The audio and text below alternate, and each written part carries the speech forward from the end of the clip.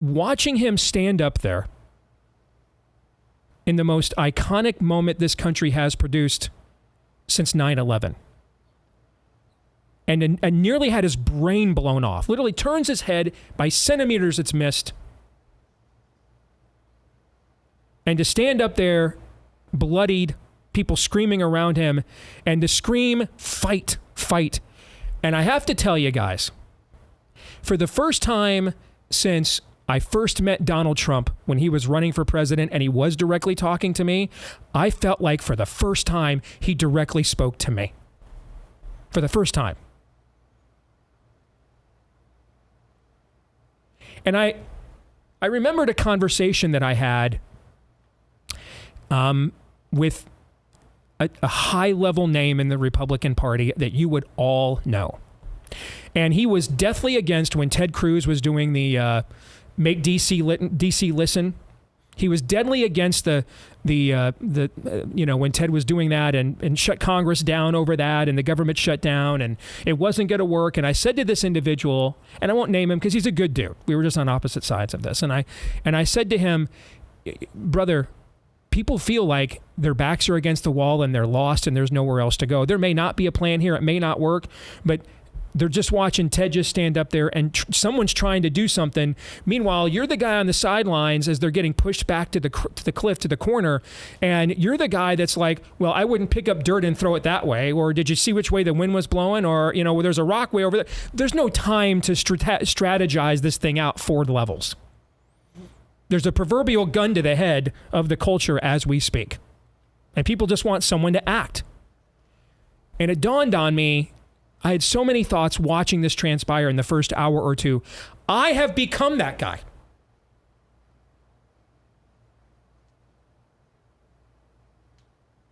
I am that guy. Well, don't do this or don't do that, or, well, you kind of brought it on yourself when you did this, or there's a better way to say it this way. I've become that guy. Meanwhile, here's a group of people, many of whom share our belief system, just sitting out there in rural Pennsylvania. Folks, Trump brings so many VIPs and family members up to that stage with him. I mean, it's not just Trump that was a near miss here. What almost could have occurred here is unfathomable. As Aaron told you, we already lost a great American who shielded his family from this act of terror. And it dawned on me, I've become that guy. And I'm missing the fight. Yeah, I said I'd vote for him, but I'm missing the fight.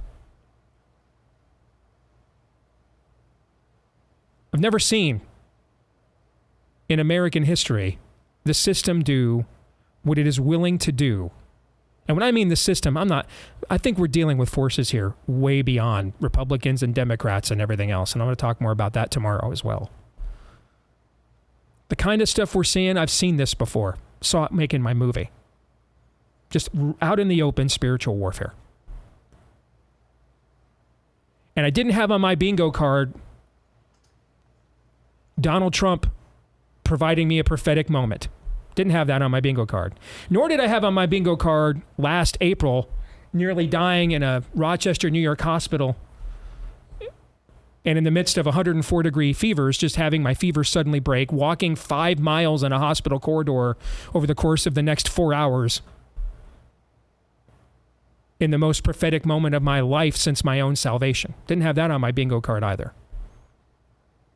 Probably a whole lot of people didn't have. Kid born to a 15-year-old mom who can't tame his tongue, has a crude mouth at times, and makes cringy, homoerotic Lindsey Graham jokes, being someone with a massive platform to teach and preach the biblical worldview to America. Probably didn't have that on your bingo card. Probably didn't have the guy that almost divorced his wife of 25 years and walked away from his family. She almost did the same. Probably didn't have that guy doing the biblical worldview show on one of the largest platforms in America. Probably didn't have that either, right? That's probably wasn't on too many people's bingo cards. I'd imagine no. No. And when he looked at the camera and looked at the people, but it was into the camera and screamed, "Fight," I was like, I missed it. I missed the fight. The fight is here. And I'm just not wired to not be where the fight is. I'm more inclined to be this. So I had one nice woman say, "You're acting like a reactionary now, putting a Trump." I'm like, "You're damn right I am."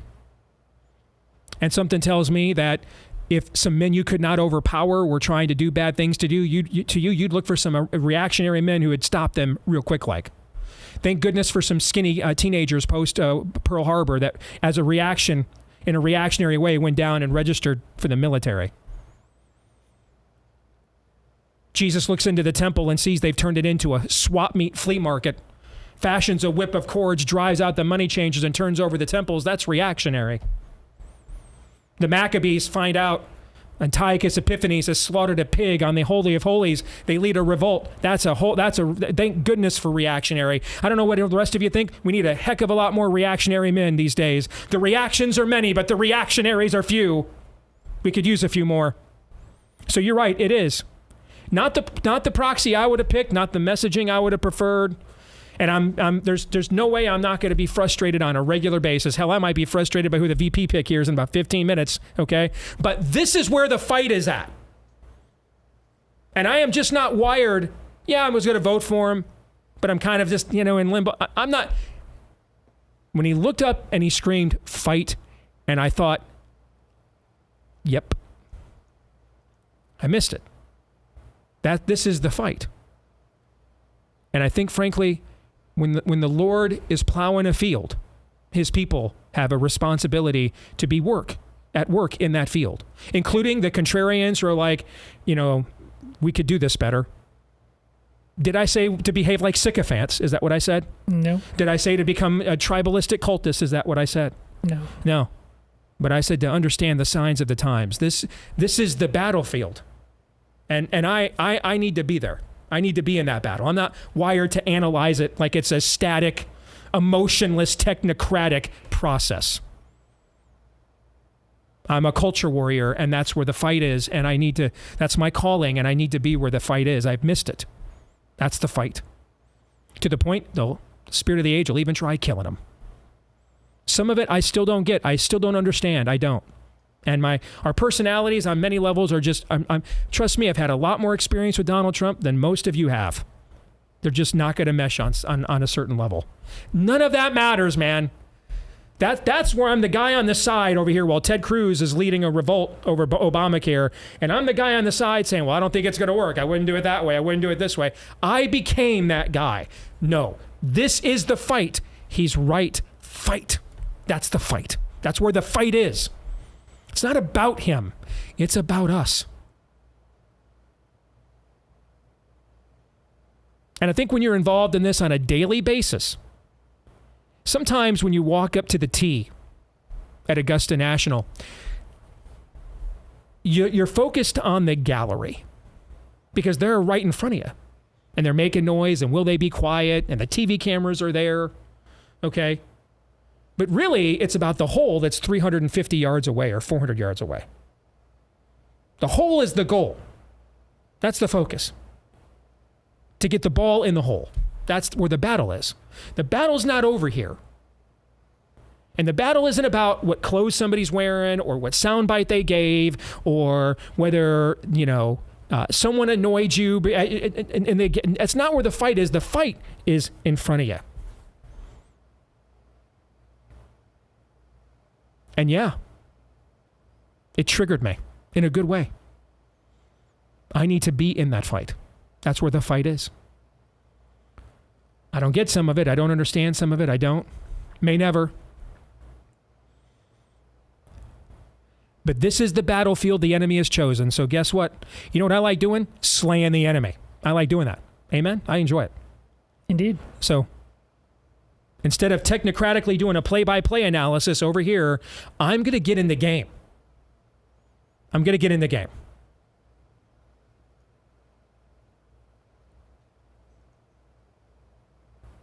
And that was the realization that I came to Saturday night. It's time for Steve to be in the fight. Not analyzing it, not discussing it, to be in it. Because this fight is very real. and all of the various differences we have with one another. I'm a subject matter expert on dysfunctional families. Born to a 15-year-old mom, I haven't had a meaningful conversation with my stepdad in 20 years. My biological doesn't even bother. I could go on and on, but it would violate confidences that I won't. Needless to say, I will tell you what I told my son recently, that the Lord used me to end generations of dysfunction in this family by his grace.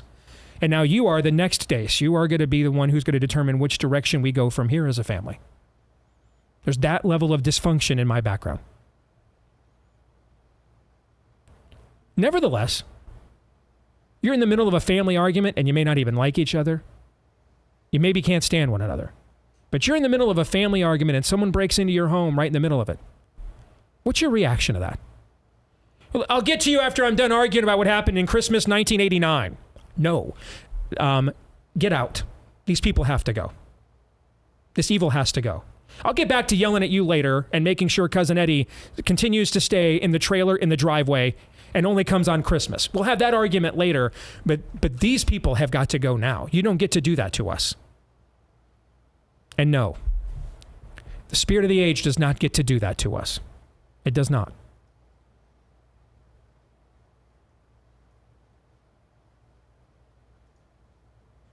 I long for the arguments and disappointments I had at times during the Trump presidency. Don't those things just seem tame? Could you imagine listening to our shows of 2017 and 2018 and listening to them now? Wouldn't we just laugh almost about the stuff we were talking about back then and acting like it was, Trump was just fawning over the North Korean premier. How many shows did I do where I lost my mind about that? Okay. I long to have those arguments now. Long for them. Those were the salad days. Okay. He's right. When he stood up full of adrenaline and looked into the crowd and screamed, "Fight! Fight!" A switch in my brain flipped. Yep. I've become the very technocrat I cannot stand.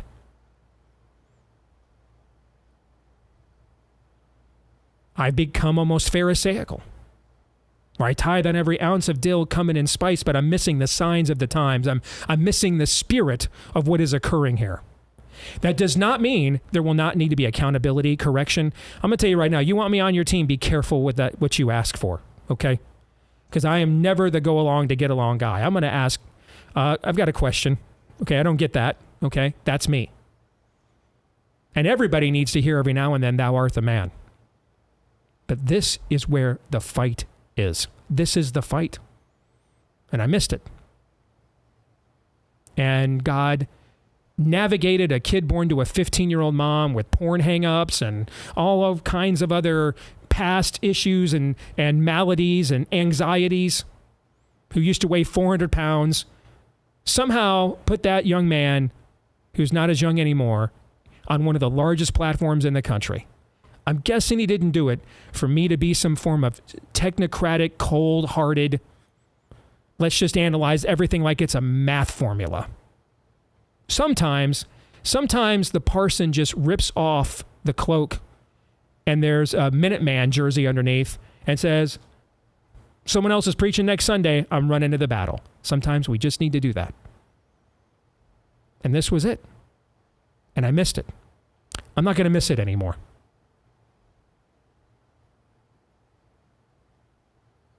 I was put on earth for fights like this.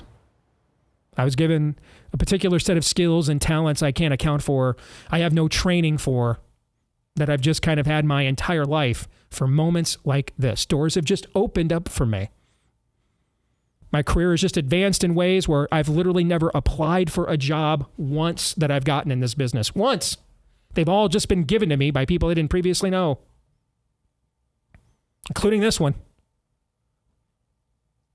And it wasn't to stand on the sidelines and technocratically, moralistically analyze everything. It was to get in the fight.